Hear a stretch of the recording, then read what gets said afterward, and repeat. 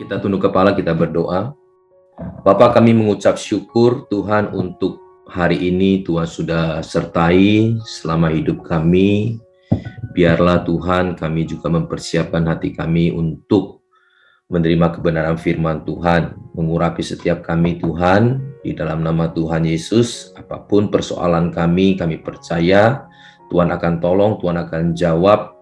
Bahkan selama ini Tuhan sudah pelihara hidup kami, karena kami adalah biji mata Tuhan. Terima kasih Bapa, di dalam nama Tuhan Yesus kami sambut firman Tuhan. Haleluya, amin. Baik, puji Tuhan Bapak Ibu, Shalom. Hari ini kita akan membahas firman Tuhan dengan tema yaitu biji mata Tuhan. Mari kita lihat firman Tuhan di dalam Mazmur 17 ayat yang ke-8. Peliharalah aku seperti biji mata, sembunyikanlah aku dalam naungan sayapmu. Saudara, di dalam terjemahan asli dikatakan biji mata Tuhan adalah ison bat ayin, artinya a little man in the eye. Ya. Jadi apa maksudnya biji mata Tuhan itu? Biji mata Tuhan itu adalah dikatakan seperti seseorang yang ada di dalam mata. Kalau kita melihat seseorang, maka mata kita, yaitu pupil kita, akan tercermin orang yang kita lihat. Ya.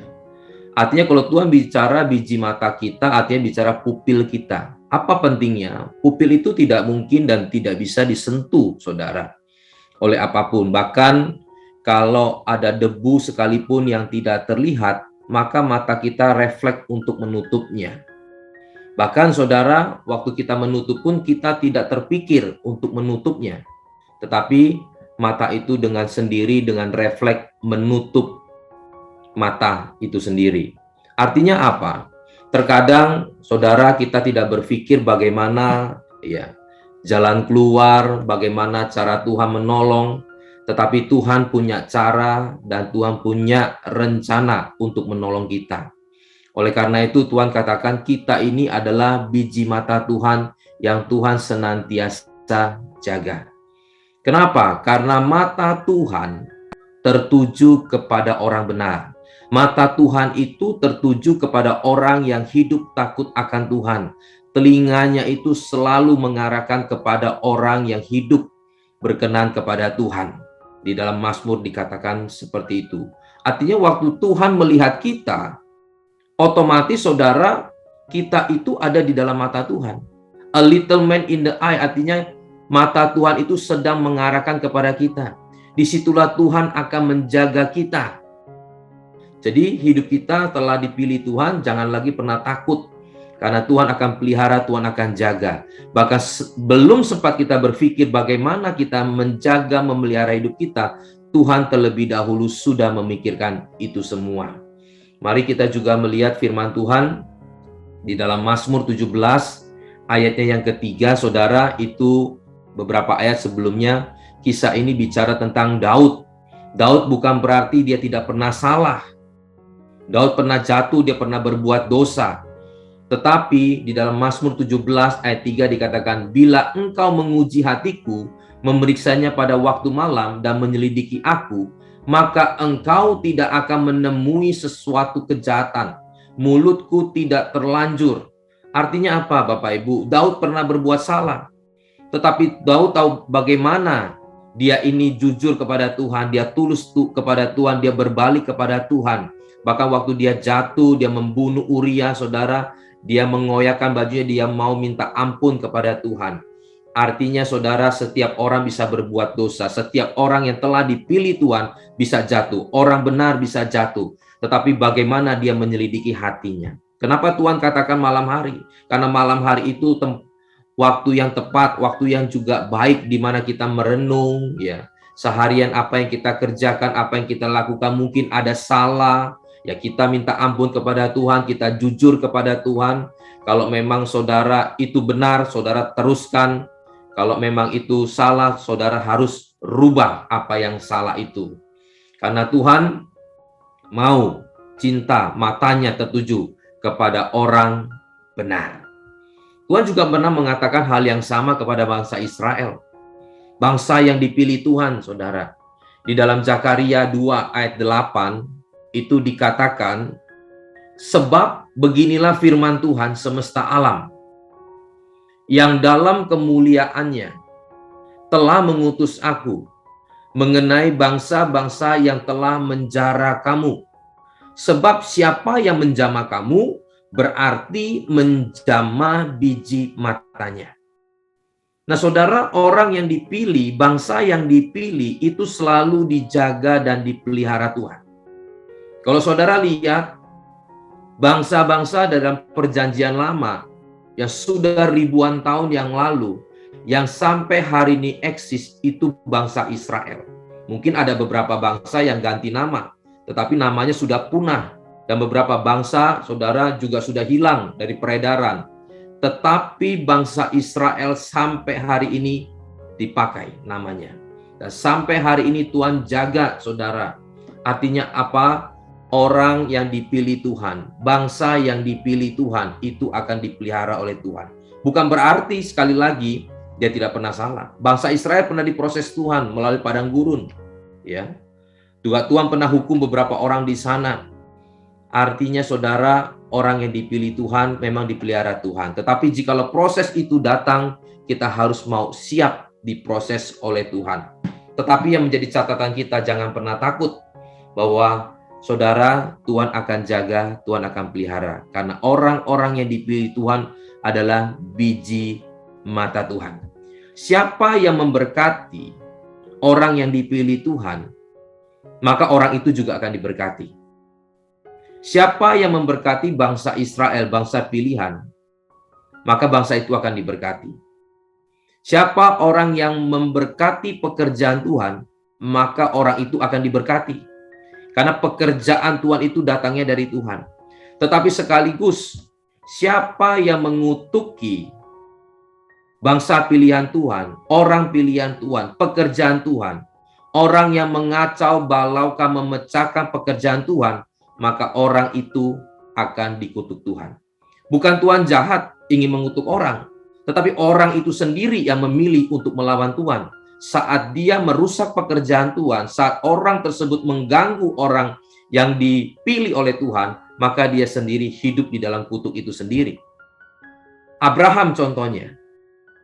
Abraham adalah orang yang dipilih Tuhan. Untuk apa? Untuk pekerjaan Tuhan. Menjadi bapak orang beriman, menjadi berkat keselamatan. Dari garis keturunannya lah orang akan diselamatkan, yaitu Abraham, Ishak, Yakub. Seringkali saudara, orang mengatakan berkat Abraham, Ishak, Yakub itu bicara tentang materi, tentang duniawi. Tidak. Berkat Abraham, Ishak, Yakub itu bicara berkat keselamatan. Karena dari Abraham itu selain Ishak ada lagi anak-anak yang lain. Tetapi anak-anak yang lain itu tidak menurunkan keselamatan. Bisa menurunkan berkat jasmani, tetapi menurunkan berkat keselamatan itu harus melalui Ishak dan Yakub. Oleh karena itu saudara, jangan kita merusak pekerjaan Tuhan. Jikalau Tuhan sudah menentukan orang tersebut, Tuhan sudah menentukan ya gereja tersebut, Tuhan sudah menentukan bangsa tersebut, maka saudara, gereja tersebut, orang tersebut, bangsa tersebut akan dipakai Tuhan dan Tuhan akan jaga. Di dalam Kejadian 12 ayatnya yang ketiga, aku akan memberkati orang-orang yang memberkati engkau. Ya, perkataan ini kepada Abraham. Dan mengutuk orang-orang yang mengutuk engkau. Dan olehmu semua kaum di bumi, muka bumi ini akan mendapat berkat. Ya. Jadi jelas bahwa Abraham dipilih Tuhan untuk menjadi berkat buat semua bangsa, berkat keselamatan. Ya. Makanya Tuhan waktu pilih dia, maka Tuhan akan jaga dia. Siapa yang memberkati Abraham, dia akan diberkati. Siapa yang mengutuk Abraham, akan dikutuk. Siapa yang memberkati Israel, maka dia akan diberkati. Siapa yang mengutuk Israel, maka akan dikutuk. Siapa yang memberkati pekerjaan Tuhan, pelayanan Tuhan, yang dipilih Tuhan, maka dia akan diberkati. Tapi siapa yang mengutuk, mengacau, balaukan, merusak, bahkan dia akan terkutuk sendiri karena kesalahannya. Dan Tuhan akan lakukan itu semua. Kenapa? Karena berkat keselamatan itu supaya terjadi. Tetapi kita sudah tahu memang orang yang dipilih Tuhan itu akan dijaga, dipelihara Tuhan.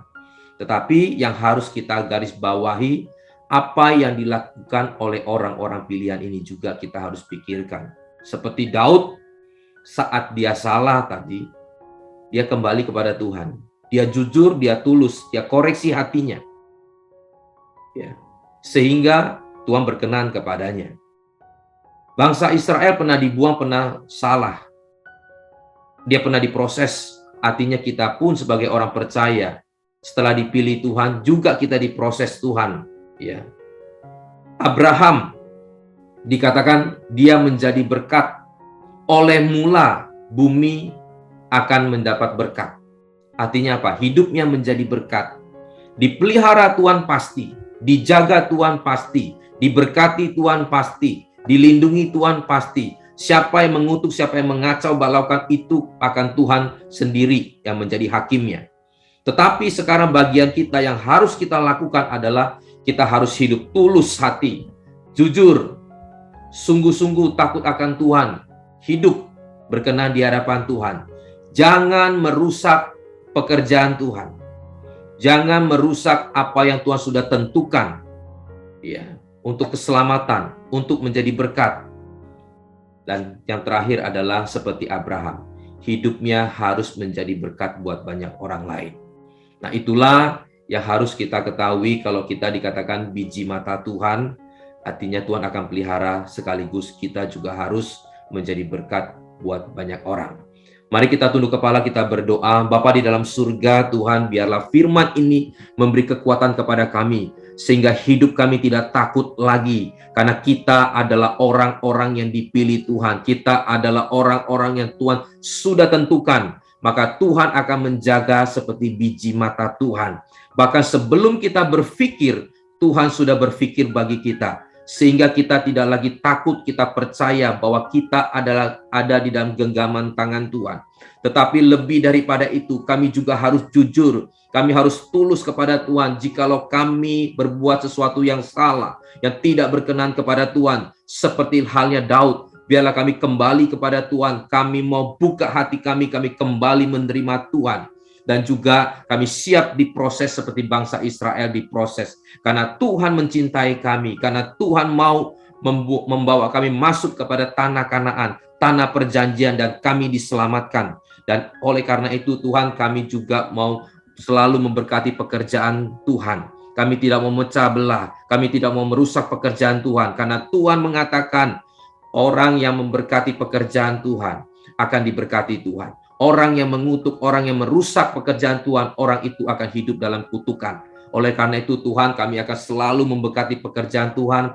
Kami akan selalu menjadi berkat buat banyak orang. Terima kasih Bapa. Jikalau hari ini kami datang dengan pergumulan, baik itu ekonomi, perjodohan, usaha kami, Tuhan, kami berdoa di dalam nama Tuhan Yesus.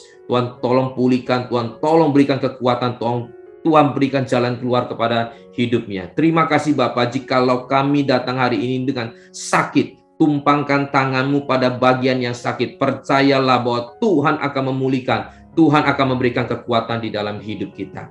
Terima kasih Bapak, kami serahkan sepenuhnya ke dalam tangan Tuhan. Orang-orang yang sakit, orang-orang yang sedang sakit hatinya, orang yang sedang patah hatinya, Tuhan kami serahkan ke dalam tangan-Mu. Di dalam nama Tuhan Yesus, kami sudah berdoa dan mengucap syukur. Haleluya. Amin. Bagi Bapak Ibu yang masih memerlukan pelayanan konseling, bisa menghubungi nomor yang tertera di layar. Tuhan Yesus memberkati.